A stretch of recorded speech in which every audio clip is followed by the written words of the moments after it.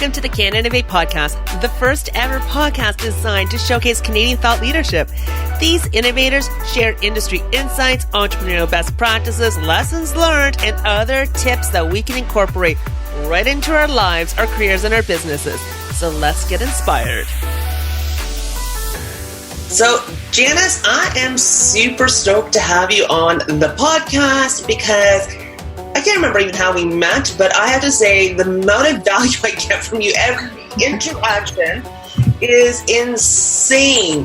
I mean, just us fixing a little small things in my life for like 2 seconds. I mean, it already makes a difference. It makes me stand out so quickly more. And all these little tweaks, they're just so natural to you. So I got to ask you this question. How did you get into this whole LinkedIn world? What fascinated you most about it? Well, thanks for asking. Thanks for having me on your podcast, Sapna. And just to let you know how we met? We actually met through Facebook.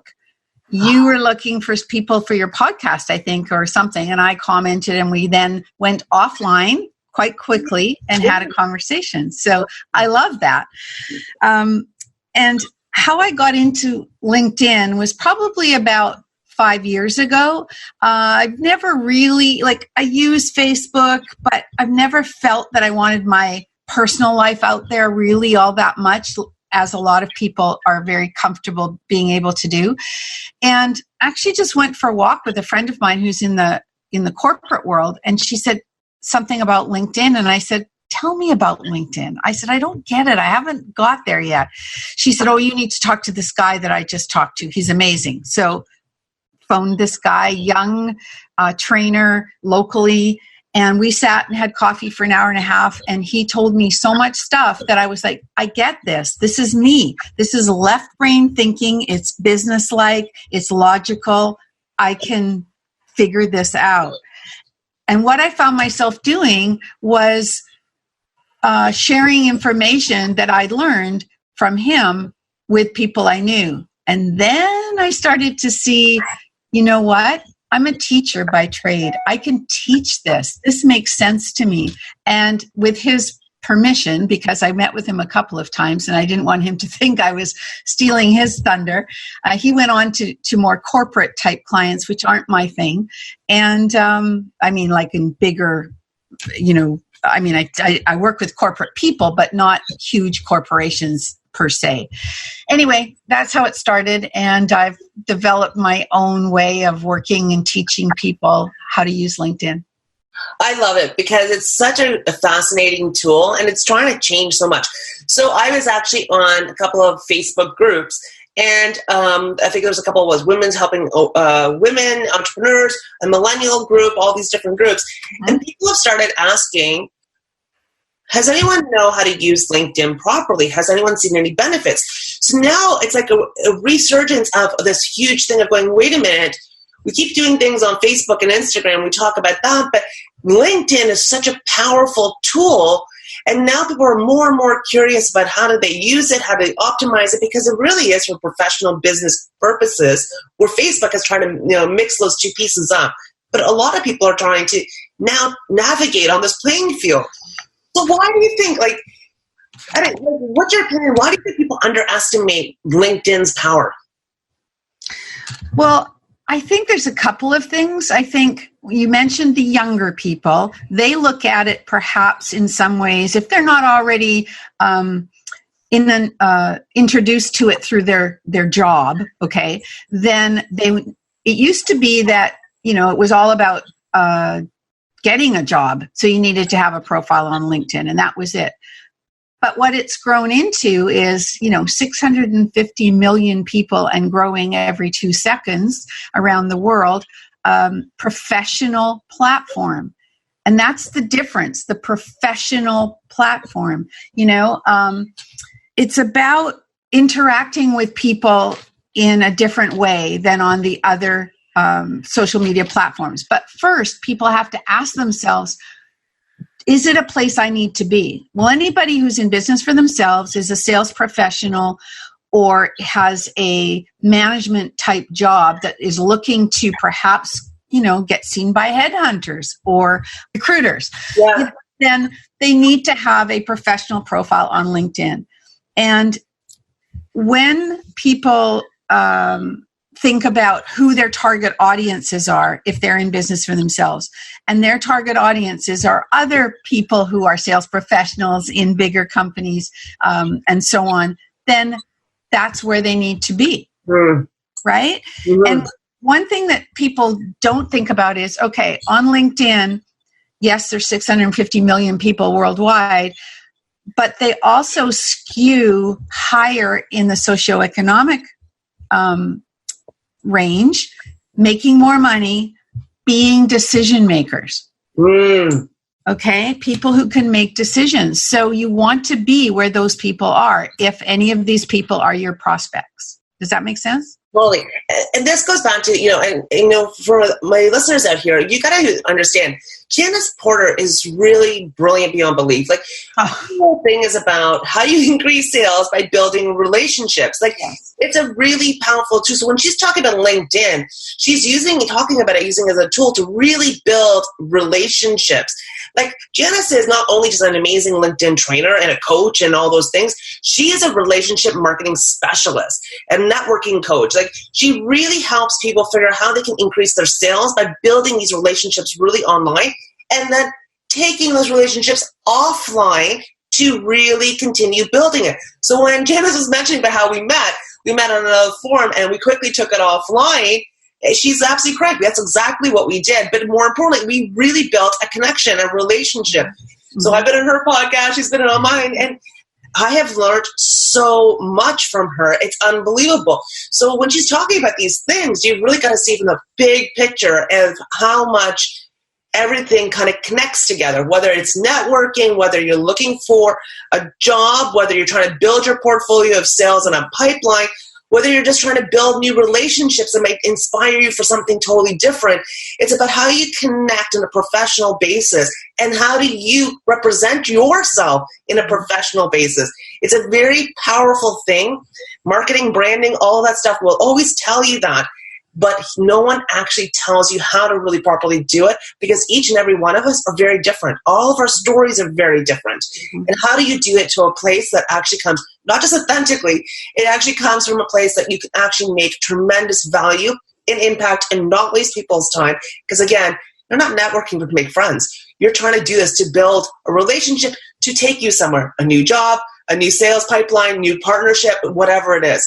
So her value that she talks about is so powerful. Thank you. That's very kind, and I appreciate it.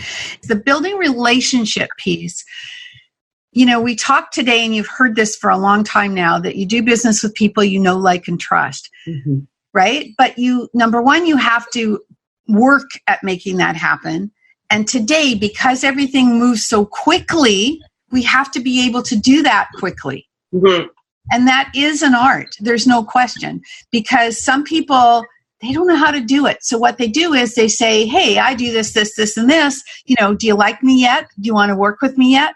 I say, don't even talk about that. Look at talking to people about who they are, what they do, what problems they have, what challenges they come across.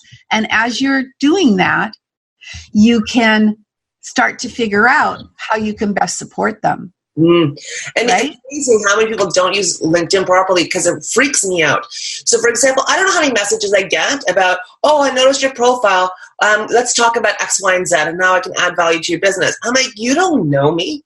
That's right. Yeah. No, I don't know you. So, it always makes me laugh. Just like when I go to networking events and they start pitching me something, I'm like, I didn't come to a networking event to buy. You didn't come to a networking event to buy. So why are you selling? And I never understand why people just it's like they forgot that volume does not trump quality. You only need one good quality lead to land something amazing. It's not about volume. I just did a solo podcast last week on listening. And that is such a huge part of networking that people don't think about, and online, offline, doesn't matter. So when the best compliment that I can get from someone when I've had a conversation with them, whether it's through messaging or through face-to-face discussion, is when they walk away and they say, what a great conversation. It was so great to learn all about you and whatever. And I've said nothing. All I've done is listen. They've talked about what they love to talk about best, which is themselves. It's crazy. It's amazing to me that it keeps happening and more and more. Like, one part of the spectrum, people always say, I don't know how to sell, right? They always start off with that. And then the other part of the spectrum is that all they're doing is selling, that they don't realize the art behind it. And it's kind of really funny because I'm like, oh, how are we so opposite on opposite ends? Like, you don't know how to sell, so you give away too much for free. Right. And then on the flip side is you're selling so much that you forgot about how you need to actually build the value. Like, don't pitch me something and tell me to figure out how it works. Like, why aren't you looking at my thing and telling me there's some tweaks or whatever? So then I'd be like, oh my gosh, you know what? I can't imagine my life without you. I need more. Like, I would like, thank you so much for that value. And it's amazing to me. So I find this really fascinating. But I find it really interesting that a lot now of younger generation is really starting to gravitate towards this. And I was actually doing some work for a client, and I was looking for vendors for one of my clients because they've got a bunch of pieces of work. So I was scrolling on LinkedIn like I do, and I was looking at different profiles to see if they fit the right image and so on. And a lot of them have companies. And then I go to their website. But what cracked me up is they don't have their company listed as a real company inside of LinkedIn. Mm-hmm. And that's very common too. Oh, and I'm like, what a miss, because if you're not legit there, I kind of go, Well, there's a misnomer too that the company page is for the big corporations, which it really is. That's how it started. But a little tip that if you have a company page, then your logo for your company will show up on your personal page and it will link to that. And it's like a placeholder. It's a place where you can maybe have one more place to post your blog post or your podcast interview. So it's worth having. But what a lot of people don't understand is, and this is a common mistake on LinkedIn, that on their personal LinkedIn profile, they talk about their job or their company, not about themselves. And so what you have to know is that when you have your own personal LinkedIn profile, it's about you. It's a place for people to learn who you are and how you can support or help them. What's in it for them? So I teach people different a 3-part format to how to build their about section, because that's the piece that's about them that is the most important. So it needs to be, I'll give you a couple of points for it for your audience. It needs to be in first person. It needs to not be like copied from your resume onto your LinkedIn profile. It needs to be your narrative, your story, a way for people to understand what you stand for and what's important to you. And as I said, and what's in it for them. So it might look like a few sentences that say your passion is working with people, blah, blah, blah.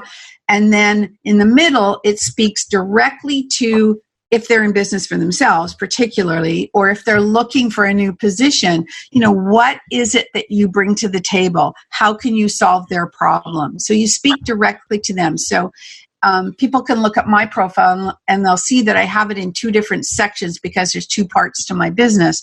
But I've done that on purpose so that they can see one way to do it is to say, typically I work with, and I label the types of clients that I work with and what problems I solve. The second part, which speaks to my nurturing and relationship marketing part of my business, is showing up in a question format. So are you a business owner looking for a way to stay connected to your clients? I put it in questions so that they can then see, is this me? Then I need to call Janice. So those are the kinds of things in that about section that are important. Also, you and I were talking about something that I'll share with your clients, your banner. Today, when someone comes to a LinkedIn profile, they want to see someone who is active, someone who is who has paid attention to the details enough that they have created their own custom banner or had someone create for them, or even put one. There is a website called LinkedInbackground.com where you can actually pull up a custom banner that's better than what you see on the default banner of LinkedIn. So you haven't created your own, but you've just put something that relates to the kind of work that you do. And that's fine. Anything's better than that default with the dots and lines on it, because it shows that you're paying attention. And so it's important that people see your current, you're active, you're posting, you're sending messages, you're adding to your numbers, and so on. There's one other thing I wanted to share, and that is that I don't know if your audience knows this crazy, very amazing entrepreneur, Gary Vaynerchuk, Gary V. Well, Gary made a post a few months ago about, and he's on every platform going, but he made a comment that in 2019 he was going to be front, live, and center on LinkedIn, which he has been, because it's the only platform left that there's a place to be authentic. Facebook used to be like that, but now they make you, buy ads to get any kind of traction at all on Facebook. But on LinkedIn, you can still be authentic, and that's what they want. They want you to be authentic. There's algorithms there, just like there are on Facebook, about how many people will see your posts and so on, based on how active you are on the platform. But it is still a place to be authentic. It's crazy because he's on, you're right, Gary V is everywhere. Like on everything under the sun. Mm-hmm. And the fact that he's putting that much energy on LinkedIn shows that, hey, that's probably the best medium of choice, especially for a professional business thing. Like if this is, and I've seen also other comments on LinkedIn that people will be like, this is not a place to put pictures of your kids and da-da-da-da, right? And so people are really take LinkedIn platform quite professionally serious, that they really want to look at this so they can see thought leaders. They can see real, true people having opinions and articles and different ways of thinking, as opposed to, oh yeah, we went to this, barbecue, or this little picture of food, or whatever it is. Like they are looking for things that stimulate their thinking. And that's what they want. There's still a lot of people, though, who are thinking it's an extension now of Facebook and putting emojis on there and things like that.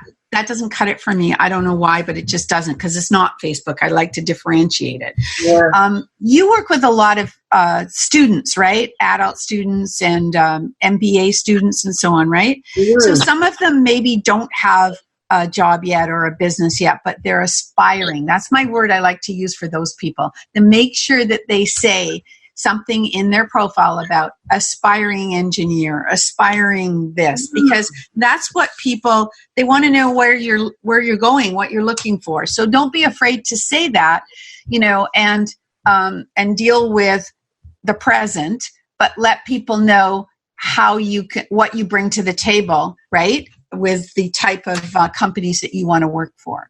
So I think that's important. Oh my God, these are such great value bombs. Like, the banner, that's huge. Like, again, mine is still showing up as the background of whatever it is. But yeah, it's neat that, I looked at a couple of other profiles, and the ones that are really highly engaged are the ones that they actually have taken the time to kind of do the window dressing, of those pieces. And just stand out a little bit more. Because the other thing that always cracks me up is that a LinkedIn profile that has no picture. Well, that's, first impressions are everything. And that's why the banners have become important, okay? Photo and banner, the two first impression pieces, right? So what I tell my clients is, we need to see, that little white spot in your eyes when it's glistening, when it's sparkling. We need to be able to see that.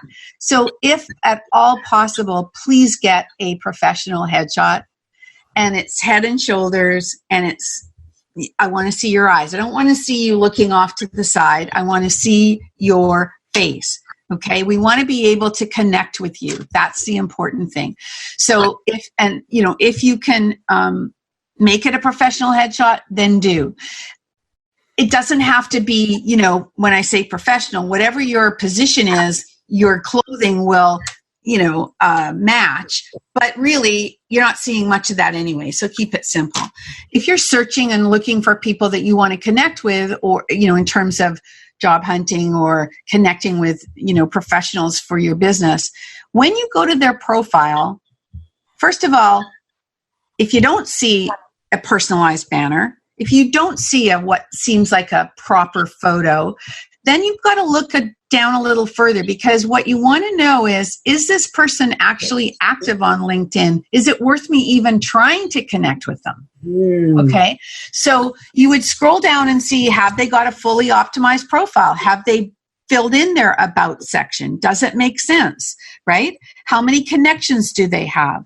And then there's a section that if you're active, that you have on your profile, for example, it says articles and activity. If they're not active currently, then you would not see that. Okay? And then if you scroll down even further and look to see if they have any recommendations, and if those recommendations are relatively current. If the last time they had a recommendation was 2013, then I'm wondering if they're even active on LinkedIn, right? So these are clues to say, do I even bother trying to connect with this person here or not? That is interesting, because I had not noticed that.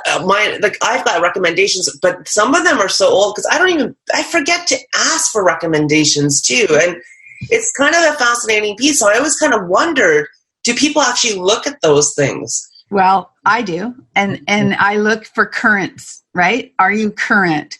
And there's two ways to get recommendations. One is to ask, and the other way is to put yourself out there and recommend people. The law of reciprocity, it'll come back to you, right? So two different ways. Just the activity piece is what eventually, that's what LinkedIn is looking at to see whether they should make you visible to more people. Right. I've always wondered about the algorithms in the back of LinkedIn, because it's a very fascinating area. I mean, all algorithms are fascinating by all means. I know I'm not a numbers person like you are. I know more probably than I am, but I do know that, and I watch that, I see a lot of, like, I've got a couple of clients who, here's an example. He's very good articles he writes. Okay. So he writes them for his blog. So he puts, and he doesn't do it. He has somebody do it, but he's changed it now based on what I told him. But he used to put the blog post on as a LinkedIn post, and he'd say, click here to read more. So now you click there and it went somewhere else. And then you had to click to go again to get to his blog post. Now, how many people are going to do that? Forget it, right? So now what he's done is he's going, click here to read more, and it goes directly to his blog. Now, there's a good news, bad news about that too. LinkedIn doesn't like it if you go off-site. Oh, of course. Right? So the best way is to create your blog, put it out on your blog, and maybe a few days later recreate it with a little twist or a little difference as an article on LinkedIn. Because now you can post that you've written this article and it's staying on LinkedIn. And at the bottom, you can put, about the author, blah, blah, blah, blah, blah, which gives your blog website or URL so that people can go there and look up more. Does that make sense? Oh my God, that's genius. Yeah, because I write blogs all the time. All of the time, and I just put those links in. And then I think you had shared a little secret of that, and I actually now have taken the same content and now have been writing it right into LinkedIn. Yeah, exactly. You might want to tweak a title or tweak a little bit so that it's not exactly, because Google doesn't like that, right? If it's exactly the same. But, like the one you did this morning, I loved. Can we go back? Now, did you do that as a blog post first? I did do that as a blog post first. It's not really necessarily first. It was, I did it in a Google document or whatever it is, and then the content's there. And then I'm like, okay, I can copy and paste it into LinkedIn, and then I can also do it on my website at the same time or whatever it is, using the same content. Right. But I'm saying maybe you just change the title a little bit, right? Yeah. For the two different places. And then on I think you did it on your article this time. I loved it, by the way. It was great. Oh, thank you so much. I love writing. It's crazy how much I really enjoy writing. And all these different tools that have been made available makes it that much more easier to do things like that. You could have another thing just came to mind. You could change the photo. It could be a little bit different or something. Although in this case, maybe not, because it was that the house? No. Yeah, it's not the house. It's just a normal photo image. Okay, so it could have been a different one, right? And so now, see I'm looking at your article, and it says published by, and then you have put in here a little paragraph from the article. So instead of that, you could have put published by, and then Sapna Malhotra is a blah, blah, blah, and right? So a little bit, not a huge one, but a little bit of a bio. You can find her here, or something like that. So that becomes a piece to take them offline, but your article is there. Got it. I love that. And it's great because these are things that we have to do to kind of really demonstrate our thought leadership, and really that we have an opinion. Having a point of view is just such a really important thing to do. And it's funny, a lot of my clients and people, like I said, corporate clients, and I'm doing stuff for them, and they're looking at vendors and small businesses. They want to know that they're legit. They've been around. And it's amazing how LinkedIn has become a place where if you're not there, you don't exist. It's kind of like almost like a rule of thumb that's kind of been, we may not say it out loud, but it's kind of that. But then, I noticed that, and I don't know the statistics, and I'm sure you'll tell me, that those that are job hunting, that LinkedIn is a great place to get recruiters' attention. Oh, absolutely. And potential employers' attention. So for those that are job hunting, and we talked about how you optimize your about page and really talk about what you do and the value you provide, so they understand that.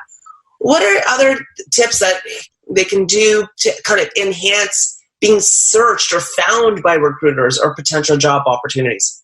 Well, first of all, there's a privacy feature that you can turn on or off around recruiters being able to see you. And it is pretty much that even if you're in a job already and you turn this on, your employer doesn't necessarily see it. I think that's how they've set it up, so you can do that. The other thing is to be active. Right? You need to be active so that you're shaking the tree. How many connections do you have? Right? The thing about LinkedIn also is that there's this magic number of 500. When you get over 500 connections, people don't actually see how many connections you have in the top part of your profile.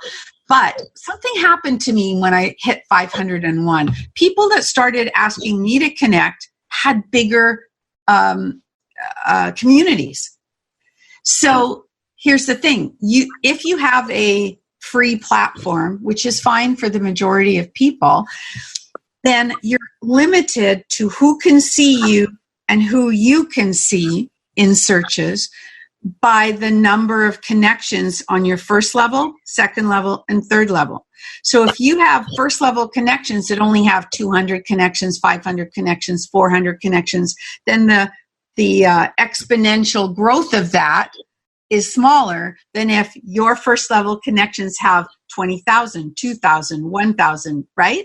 Mm-hmm. It broadens your scope of being seen and search. So that's important. So you want to keep building your numbers and you want to be active. So if you're job hunting, you're perhaps starting conversations with people in companies that you might be interested in working for, and asking questions. Hey, I've been looking at this company. Would you mind letting me know how you feel about working there? Like starting conversations with people and posting things that are perhaps they're not your articles. They might be articles that you've curated. There's a zillion of them online, right, that you can find, and then you can comment on them so people can see what you're interested in. But then you're active, right? And you're posting and you're commenting on other people's articles, because again, that's what shakes the tree.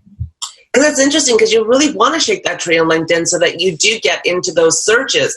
And that actually makes sense. Like if you're not active, you wouldn't actually be really necessarily being seen in the recruiter's queue when they type in a search keyword like Toronto engineer, right? Like, and so if you're not out, so they want to actually reward those that are actually actively using it. Mm-hmm. So I guess you'd have to be on LinkedIn on at least 10 minutes a day, even just liking some posts and So I would say you're better off doing 30 minutes 3 days a week. Oh, okay. Right? Because then you've got time to get some traction and to, talk to people. But there's definitely the first, I see it in 2 or 3 segments. The first one is to really optimize your profile. Okay. And there are different things that people can do. I've got 18 or 20 on a checklist on my website, which people are welcome to go and download if they want. But how to do it is, where the training comes in, how to do it effectively. So first, it's about understanding why you're there. Second, it's about having an optimized profile. Thirdly, it's about how to do your outreach strategically. So what your messages are like, what your thank you message is like, how you always do a personalized invitation request. How do you respond to people who have asked you to connect? Are you going to connect with everybody, or are you going to do the test to look? And then outreach. And then it's about building your visibility and credibility. And that's through the content and the home page feed or writing, any of those kinds of things. So there's really 3 parts to it. There's your profile, there's your outreach, and there's your content, visibility, credibility. And all of these things start to work for you when you work them. Mm-hmm. Right? It's great because it always brings up the next question that I always have is every time somebody says, "Oh, I'm about to start job hunting, I better clean up my LinkedIn profile." It's so many people say that they got to do their resume, but most people start to say that they got to clean up their LinkedIn profile first before they start doing the resumes and applying for jobs and so on. But they don't understand that if it's been dormant anyway, nobody's really paying attention, right?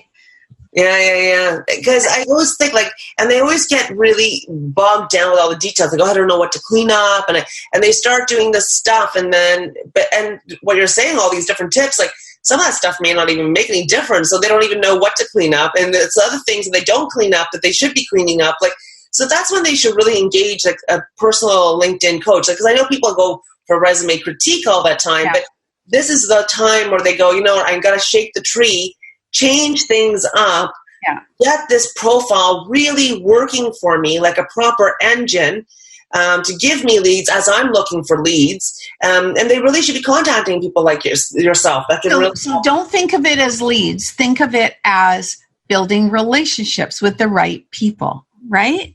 Because I really believe it's not what you know, it's who you know and who knows you, right? It's both of those things. So if you put yourself out there and it was interesting. Okay, this is a little story of what happened to me 2 days ago on LinkedIn. So I've been actually working, and I was so sorry I didn't get to see you in Toronto, but things happened, and I'll be back. Anyway, I did meet with a client in Toronto when I was there, and I did some LinkedIn training with him, sort of the second step. And he's in the financial sector, and there's a lot of regulations around people in the financial sector, so we have to be really careful how we do it.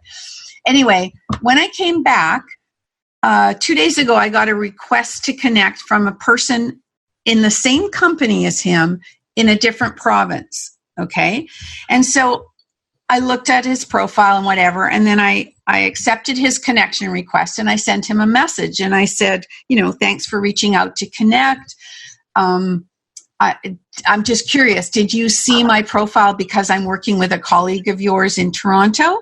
And he answered me, and I said, and I'm wondering how I can best support you. So he answered me right away, and this was on a Saturday, by the way.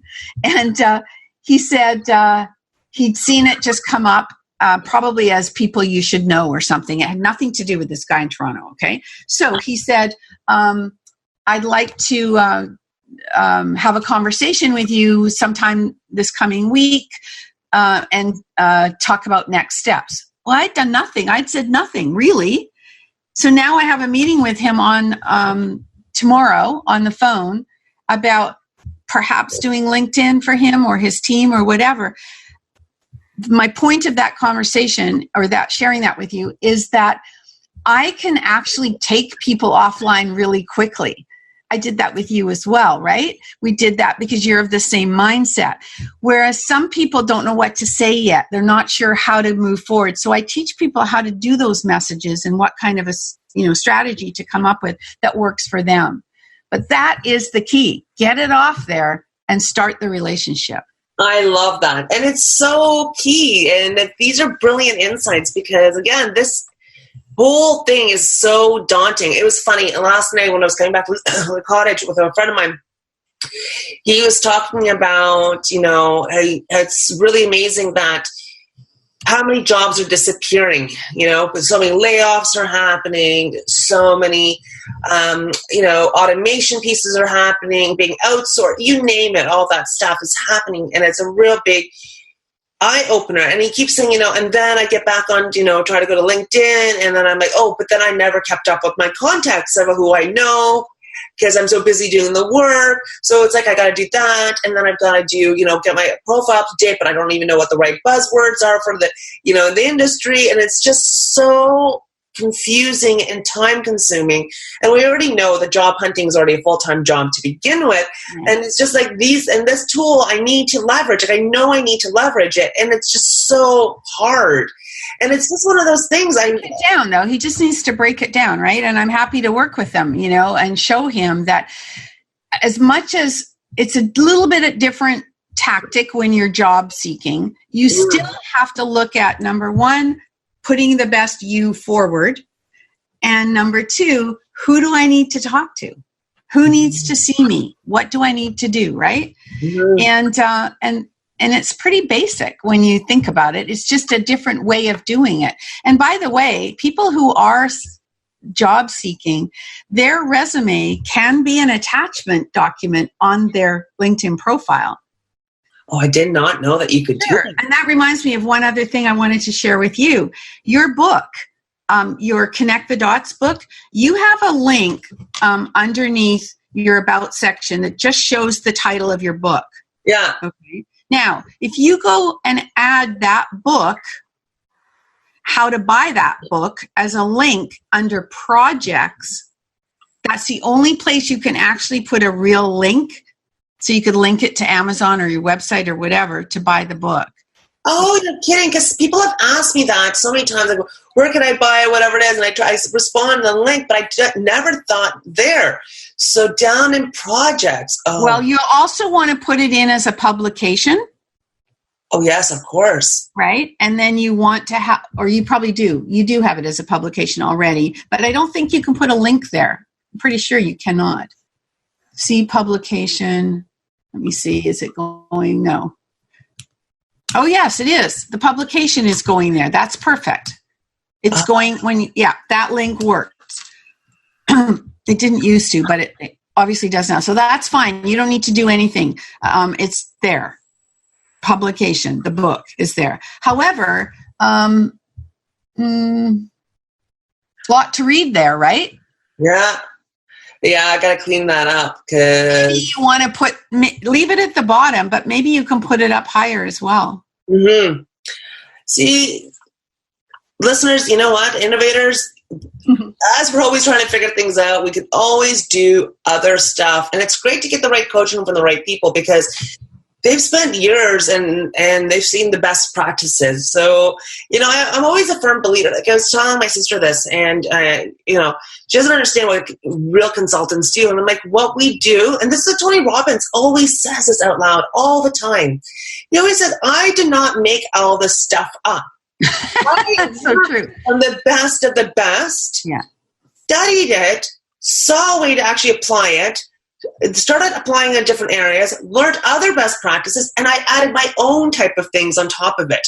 And this is why I always think like you could invest the 10,000 or 50,000 hours to do it on your own and learn all the basics, or you could just find the right person that you can learn from and get that training and coaching from, and then do those things and then keep adding to it. So get a good baseline from someone that already has a great baseline. So you just made a really good point there, and that I picked up on, which was, and again, I'll bring it back to your LinkedIn profile, anybody's LinkedIn profile, is finding the person that thinks like you do, that sees things the same way you do, that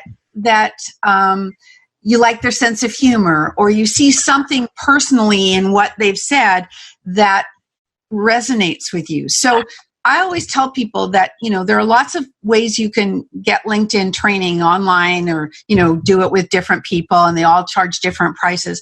But my unique piece is that I'm all about building relationships. And that's where I'm coming from with everything that I do. And not just building them, but nurturing them and keeping them. And so, I might not be the person that wants you to send out 100 connection requests a day. By the way, to do that, you have to have a third-party tool to do it for you, and LinkedIn doesn't like that. So that's another reason I don't do it.